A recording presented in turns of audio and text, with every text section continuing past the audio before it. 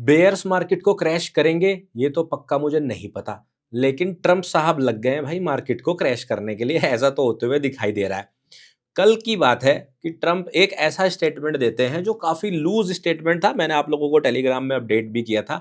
बोलते हैं कि मोदी जी मेरे पास आए बोलने के लिए कि मेरे हेलीकॉप्टर की डिलीवरी नहीं हो रही, ब्ला ब्ला ब्ला। पॉइंट ये था कि जो टोन थी ना, वो इंडिया का कोई भी, क्या इंडिया के अलावा किसी, मुझे नहीं लगता, पाकिस्तान का तो देखो पता नहीं, पर बाकी किसी भी कंट्री का प्राइम मिनिस्टर या प्रेसिडेंट कभी भी किसी दूसरे प्रेसिडेंट को इस तरह से तो रिक्वेस्ट नहीं ही करेगा जैसा लगता है। खैर कोई बात नहीं, वो तो समझ में आ ही रहा था कि उस चीज़ से ये क्लियर हो रहा है कि यूएस और इंडिया के जो ट्रेड डील्स चल रही हैं वो कुछ खास अच्छी नहीं दिखाई दे रही। इसके बारे में टेलीग्राम में मैंने आप लोगों को अपडेट दिया था। वैसे तो 3-4 दिन बाद यूट्यूब पर वीडियो आ रही है, और लास्ट जो अपडेट थी, आई होप आप लोगों ने देखी थी लास्ट वीकेंड पर, क्योंकि काफ़ी मिलता-जुलता मार्केट रहा इस वीक में। किस तरह का रहा उस पे चर्चा करेंगे, उस स्टेटमेंट का क्या इम्पैक्ट था वो चर्चा करेंगे, लेकिन उससे बड़ी खबर जो आज आई मॉर्निंग में, इंडिया टुडे, एनडीटीवी सभी ने ये न्यूज़ दिखाई कि यूएस प्लान कर रहा है कंट्रीज के ऊपर 500% टैरिफ लगाने का। 500%। अभी सोच लो, पिछले साल मार्च में 26% लगाया था, उसके 6 महीने बाद 50% टैरिफ कर दिया था। तो ये हालत थी कि निफ्टी 50 पूरे साल में सिर्फ 10% का रिटर्न दे पाई, जहां पर एक्सपेक्टेशन काफी ज्यादा थी। जहां पर बाकी सारी मार्केट्स इतना ऊपर गई, वहां पर निफ्टी उतना अच्छा परफॉर्म नहीं कर पाई, अपने पिछले ऑल टाइम हाई के आसपास ही घूमती रही। ऐसी सिचुएशंस होने के बाद हमें समझ में आ गया था कि यूएस और इंडिया की ट्रेड डील अच्छी होनी कितनी जरूरी है। हुआ क्या? अभी वो बोल रहे हैं 500% टैरिफ लगाने के लिए अगर इंडिया रशियन ऑयल बाई करना बंद नहीं करता। अब अभी तो न्यूज़ यही आई है कि सारी कंट्रीज के ऊपर लगाएंगे, बट हमें तो इंडिया से मतलब है और इंडियन मार्केट से मतलब है, और उसका रिजल्ट आप लोग ऑलरेडी आज मार्केट में देख चुके हो। तो चलो चार्ट पे चलते हैं और इन सारी न्यूज़ का जो खेल है ना, वो समझते हैं फंडामेंटल्स के साथ-साथ कि क्या हो सकता है। जल्दी से डिस्क्लेमर पढ़ो, मैं मिलता हूँ चार्ट्स के साथ। जैसा आप लोग यहाँ पर चार्ट पर देख ही पा रहे हो, लगभग 275 पॉइंट्स का ड्रॉप, एकदम सीधी कैंडलस्टिक, मतलब ऐसा लग रहा है कि जैसे किसी ने धक्का मार के नीचे गिरा दिया हो, उस तरह की कैंडलस्टिक आपको यहाँ पे दिखाई दे रही है। रीजन, टैरिफ की न्यूज़ का आना। ऑलरेडी जो है वेनेजुएला वाला सीन चल ही रहा था यूएस का, उसके वजह से ग्लोबली मार्केट्स इंपैक्टेड थी, सप्लाई चेन बिगड़ रही थी, ऑयल के ऊपर यूएस का कंट्रोल जा रहा था। लेकिन यहाँ पर जो ये न्यूज़ आई है कि 500% टैरिफ कर सकते हैं, ये बहुत बड़ा जो है इम्पैक्ट डाल सकता है। अभी ये र्यूमर है कि ये न्यूज़ बन जाएगा, ये तो देखो हमें नहीं पता, लेकिन मार्केट्स रिएक्ट करती हैं। मार्केट्स हमेशा एक नए र्यूमर पर रिएक्ट करती है, और वो हम लोगों ने यहाँ पर जो है देख भी लिया, मार्केट के अंदर गिरावट हमें देखने को मिली। अब सिनेरियो क्या है? अब भी देखो, हमारे पास इंडिया का कई बिलियन डॉलर का जो है एक्सपोर्ट होता था सिर्फ यूएस को, क्योंकि इंडियन इकोनॉमी चलती है एग्रीकल्चर के ऊपर ही, करेक्ट? अब उसमें जो है टैरिफ लगा, 50% टैरिफ लगा। अब इसके लिए इंडिया ने क्या स्टेप्स अपनाए कि क्योंकि वो रशियन ऑयल बाई करना बंद नहीं कर रहे थे, तो they started looking for options कि भाई चलो इस कंट्री को थोड़ा सामान बेच दो, इस कंट्री को बेच दो। 2-3 एफएटीएफ भी करे, अभी ऑस्ट्रेलिया के साथ किया था, न्यूजीलैंड के साथ किया था, माफ कीजिएगा ऑस्ट्रेलिया बोल रहा हूँ, उससे पहले यूके के साथ। तो इस तरह की न्यूज़ आनी शुरू हुई, थोड़ा-सा पेस पकड़ना शुरू किया, मार्केट साइडवेज रही, देख रही थी क्या रिएक्शन होगा, क्या रिएक्शन होगा। बीच में पिछले महीने ऐसा लगा भी कि यूएस और इंडिया के रिश्ते जो हैं थोड़े बेहतर हो जाएँगे, लेकिन रीसेंट के जो इवेंट्स हैं उससे तो नहीं दिखाई दे रहा। अब यहाँ पे देखो 2 चीज़ें बनती हैं, मैं आपको ईमानदारी से बता रहा हूँ, यहाँ पे ना मैं आपको इस तरीके से बता रहा हूँ कि भाई देशभक्ति की भावना है तो ऐसा होना चाहिए। मैं आपको 2 रीज़न जो मुझे दिखाई दे रहे हैं। एक रीज़न ये हो सकता है कि ट्रम्प सच में ये चाहता है कि भाई सारी वॉर्स रुक जाएँ, जो कि बड़ा यू नो यूएस का कोई प्रेसिडेंट ऐसा चाहे, बड़ा हाइपोथेटिकल सी सिचुएशन लगती है। बट अगर वो सच में चाह रहे हैं कि जो है वॉर रुक जाए, तो maybe it's a hard decision to take.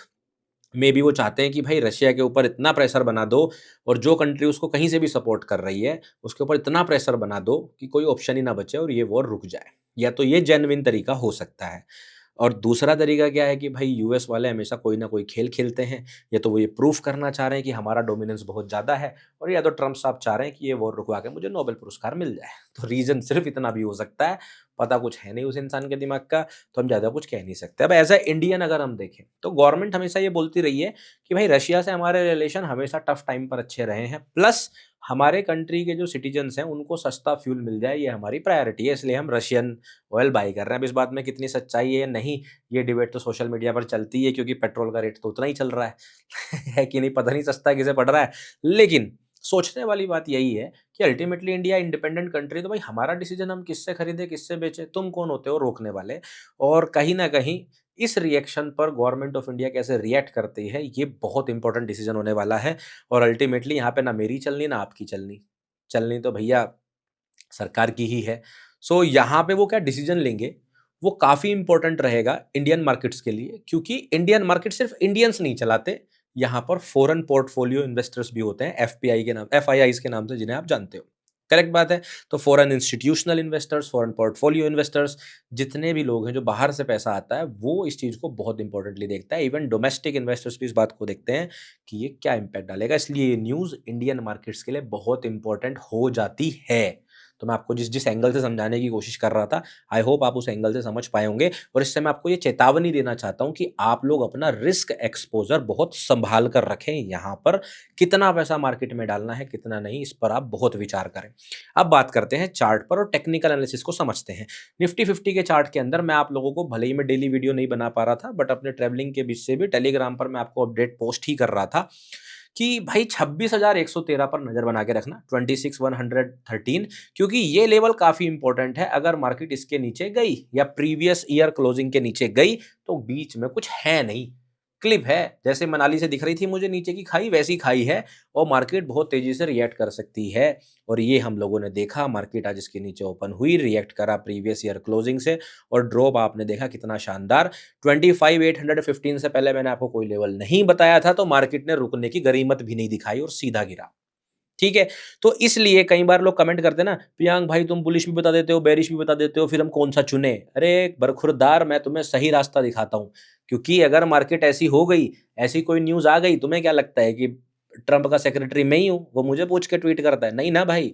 तो अगर मार्केट ऐसी किसी न्यूज़ से रिएक्ट करा, तो आपको पता होना चाहिए नेक्स्ट एरिया ऑफ इंटरेस्ट क्या होने वाला है। इसलिए मैं आपको दोनों साइड के लेवल्स बता के जाता हूँ, बायस तो कोशिश करता हूँ एक ही साइड का बताऊँ। तो अब कल क्या करें? प्रियांक भाई, अच्छा खासा ग्रीन पोर्टफोलियो चल रहा था, भयानक रेड कर दिया। अब ट्रंप को कुछ कहने से बनती भी नहीं बात, पोर्टफोलियो तो रेडी रहेगा। तो देखो सिंपल सी बात है, हमारे पास यहाँ पर 30 दिसंबर का लो था, प्रीवियस वीक लो। यहाँ पर बनी थी एमटीएफ स्ट्रेटजी। अगर आप लोग भूल गए हैं तो याददाश्त ताजा करो और पीछे जाके मेरी एमटीएफ स्ट्रेटजी देखो। पिछले वीक के हाई के ऊपर मंडे क्लोजिंग हुई, 15 मिनट में बहुत बढ़िया ब्रेकडाउन हो रखा है, अभी दिखा दूंगा, और मार्केट सीधा गिरी प्रीवियस वीक लो तक। समस्या कहाँ है? समस्या आ गई है ये, मार्केट जो है प्रीवियस वीक लो के नीचे हो गई है क्लोज। जी हाँ, 4 पॉइंट नीचे है तो क्लोज हो गई है। अब क्लोज होने का मतलब ये है कि अगर जरा सा भी कंटिन्यूएशन आया तो यहाँ पे हो जाएगी बीएमएस, ये छोटे वाली देखो, ये वाला हाई गया, अगर कंटिन्यूएशन आया, ये हाई स्वीप हो गया और ये लो ब्रेक हो गया, हो गई बीएमएस। उस केस में इस हाई का लो यानी कि ये वाला लो 25,695, यानी कि अभी और कम से कम 200-250 पॉइंट तक कुछ खास सपोर्ट है नहीं। समझ गए? तो अगर मार्केट कल कंटिन्यूएशन देती है, मतलब आज का जो लो बना हुआ है 25,858.45 का, अगर मार्केट उसके नीचे जाती है तो फिर समस्या है। हो सकता है ये गैप क्लोजिंग वाला जो पॉइंट है आपको ये रिएक्शन दे, और हो सकता है ये भी ना दे और सीधा मार्केट 25,695 तक जाए।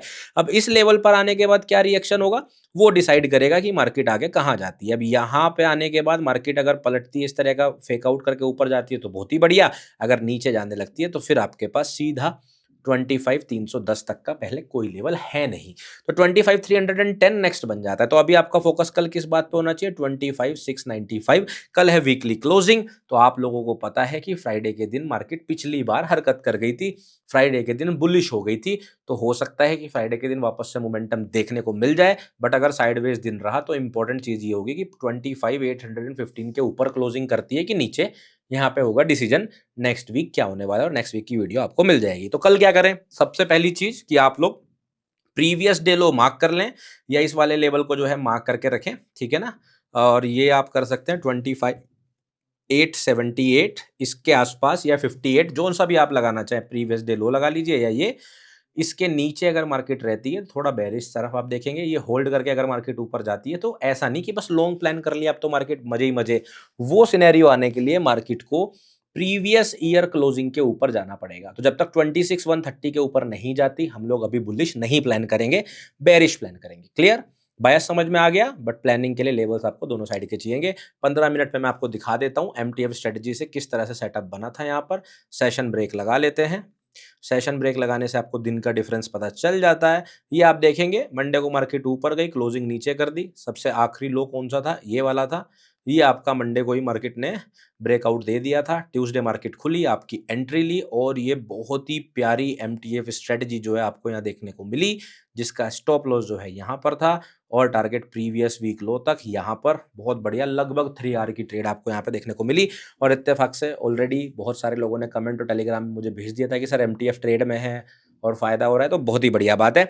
अगर आप नए हैं, पहली बार इस स्ट्रेटजी का नाम सुन रहे हैं, तो आप लोग मेरी वीडियो में पीछे जाके देख सकते हैं या फिर वीडियो के एंड में मैं लगा दूंगा एमटीएफ स्ट्रेटजी की वीडियो, स्विंग ट्रेडिंग कैसे करते हैं वो आप देख सकते हैं। फिलहाल आप ध्यान ये दें कि आपके चार्ट पर ये सारे लेवल आपके पास रखे हों। प्रीवियस ईयर क्लोजिंग काफी इंपॉर्टेंट रहेगा बुलिश होने के लिए। उसके नीचे नीचे के 2 लेवल आपके पास हैं और नीचे 25,310 भी एक सपोर्ट की तरह काम करेगा। अब निफ्टी 50 की प्लानिंग से ही आप लोग बैंक निफ्टी और सेंसेक्स काफी हद तक पता लगा सकते हैं। बैंक निफ्टी नीचे गिरता है तो आपके पास ये प्रीवियस ईयर क्लोजिंग था 59,581 आ गया सीधा, राइट। यहीं पर आके मार्केट ने सपोर्ट लिया, इसलिए लेवल्स कम ड्रॉ करता हूं, सटीक काम करें। यहां पर आप ध्यान से देखेंगे तो आपके पास एक फेयर वैल्यू गैप है जिससे मार्केट ने फिलहाल एंड में रिएक्शन दिखाई है।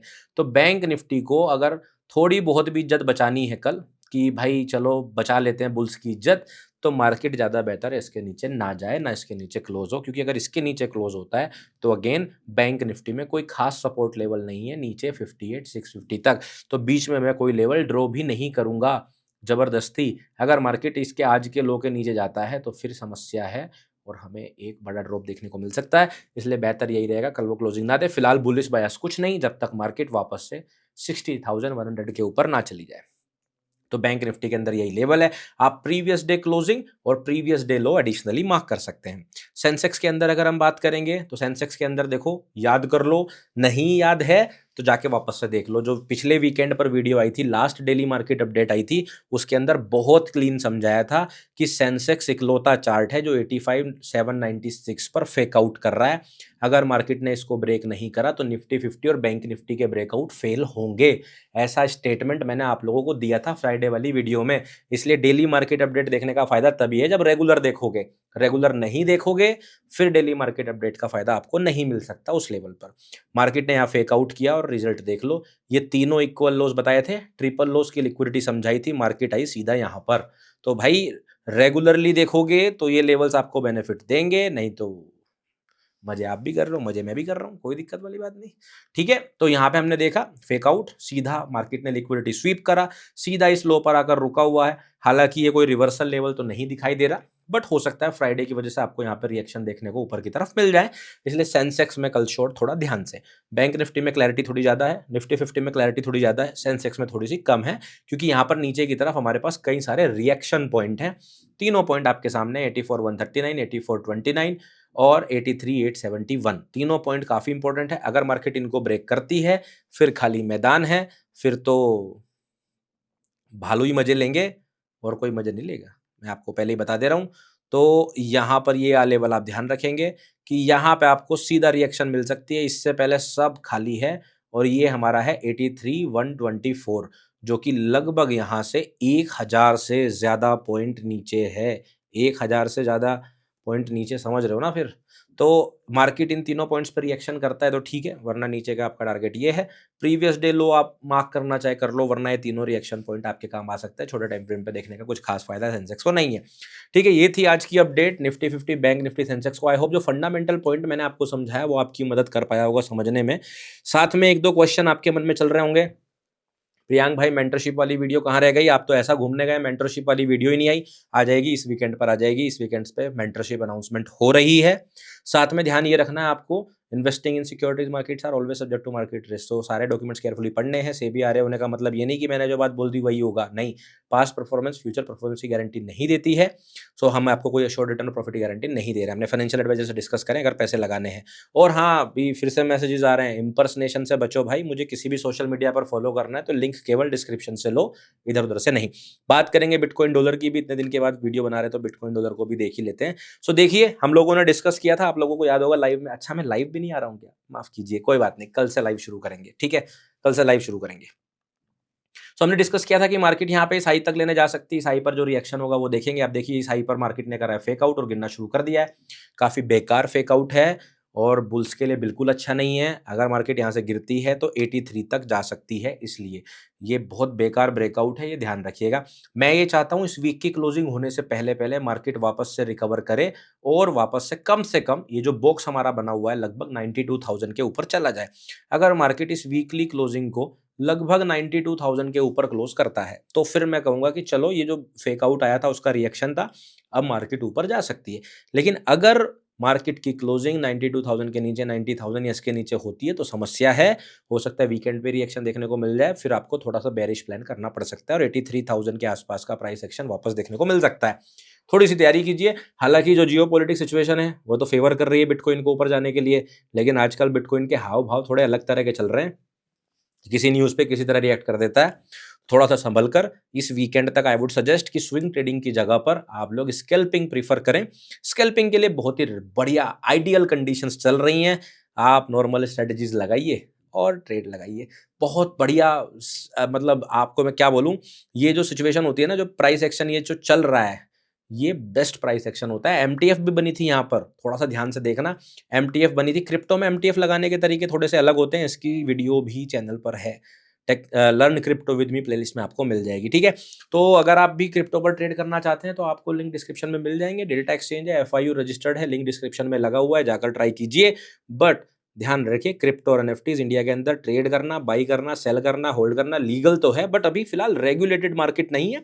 इसलिए स्वविवेक से फैसले लें और वही इन्वेस्ट या ट्राई करें जो आप अफोर्ड कर सकते हैं लूज़ करना। तो इसी के साथ आज की अपडेट को करते हैं समाप्त और अभी एसएमसी का भी नेक्स्ट एपिसोड जल्दी आने वाला है। और किस टॉपिक पर वीडियो बनाई जाए आप लोग मुझे कमेंट करके बिल्कुल बताना मत भूलना। और हाँ, किस-किस ने एमटीएफ स्ट्रेटजी बिटकॉइन या निफ्टी में देखी थी, वो कमेंट ज़रूर करके मुझे बताना। मैं कमेंट का आपको रिप्लाई भी करूँगा। चलिए मैं मिलता हूँ नेक्स्ट वीडियो में, तब तक रखिए अपना ध्यान, अपने परिवार का ध्यान। Take care, bye-bye.